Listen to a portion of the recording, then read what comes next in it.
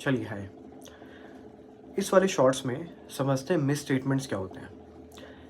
ये टर्म आपके ऑडिट में बहुत ज़्यादा यूज़ होता है, मिस स्टेटमेंट्स। बहुत सिंपल लैंग्वेज में मैं आपको समझाने की कोशिश करता हूँ। अगर आप एफआरएफ की बातों को कंप्लाई नहीं करते हो, उस वजह से जो गैप क्रिएट होता है, उसी गैप को बोलते हैं मिस स्टेटमेंट। एफआरएफ मतलब एएस या इंड-एएस।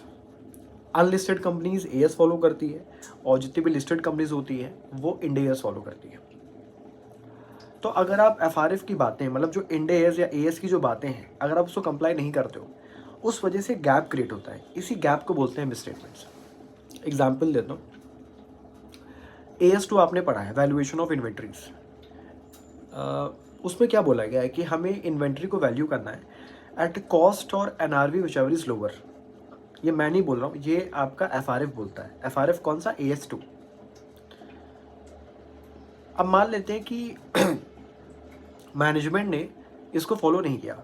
मैनेजमेंट ने कॉस्ट और एनआरवी विचएवर इज हायर ले लिया, विच एवर इज हायर। तो यहाँ पे गैप क्रिएट हो जाएगा।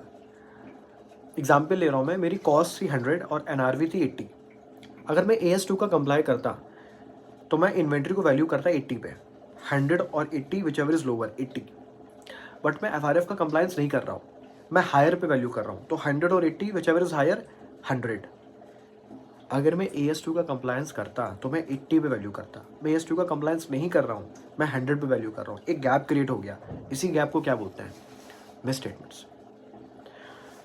तो मिस स्टेटमेंट्स क्रिएट होता है जब आप प्रेजेंटेशन, जब आप क्लासिफिकेशन, जब आप डिस्क्लोजर्स, जब आप amount as per FRF present नहीं करते हो, तो जो गैप क्रिएट होता है इसी को बोलते हैं मिस स्टेटमेंट्स। अब क्वेश्चन ये आता है कि क्या सर सारे मिस स्टेटमेंट्स एक ऑडिटर के लिए मटेरियल हैं? क्या सारे मिस स्टेटमेंट्स एक ऑडिटर के लिए रेलेवेंट है? तो आंसर इज़ नो। ये ऑडिटर का अपना जजमेंट है कि कौन से मिस स्टेटमेंट्स उसके लिए मटेरियल है और कौन से मिस स्टेटमेंट्स उसके लिए ट्राइवियल हैं। ठीक है, तो यही था एक छोटा सा एक इंट्रोडक्शन। बाकी अच्छे से पढ़िए, अच्छे से रिवाइज़ कीजिए। और अगर मेरा कंटेंट, देखिए मैं ये सब चीज़ बोलता नहीं हूँ, लेकिन जनरली अगर मेरा कंटेंट आपको अच्छा लग रहा है तो प्लीज़ इसको शेयर कीजिए। ठीक है, आप शेयर करोगे तो और भी आपके लोगों को, जो आपके फ्रेंड्स हैं, उनको मालूम चलेगा। ठीक है, चलिए यही था। Thank you.